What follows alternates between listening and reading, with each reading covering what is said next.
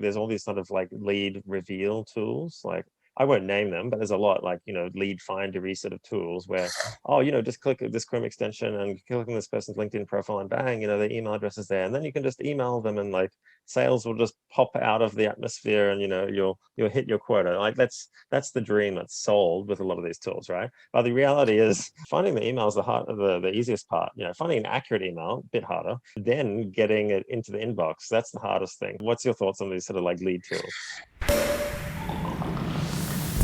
So as an enterprise software rep, then strategy leader, I ran a frontline team also, ended up starting my own company, and we've pretty much scaled up our entire business just with cold email.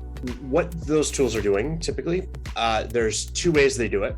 One way, they have a database and they're taking the data that is on the screen. So they're scraping whatever is on the screen. If they're on LinkedIn, they're scraping the LinkedIn name and the company. Then they go match up against their database. That's one way they do it. That is dangerous. The other way to do it is the more scientific way, but it's not the way that people want to do it, because when you get the answer, you don't like the answer.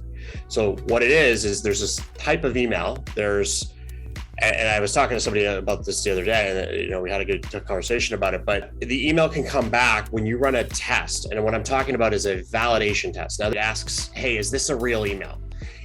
It's going to come back and tell you valid, catch-all, or bounce. The ones you got to be careful of, and this is where everybody's getting caught right now. You got to be careful of ones that are called catch-alls.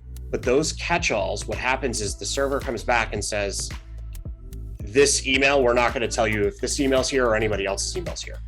So the response is empty, so you don't know if it's a good email.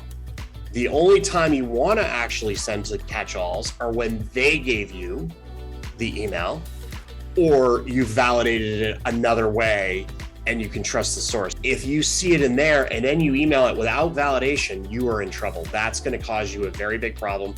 And this is happening all over the place. What you need to do is, from an ops team perspective, you need to make sure that before your emails are being sent, that there's been a validation on that email before it goes out of your domain if you want to keep the health of the domain.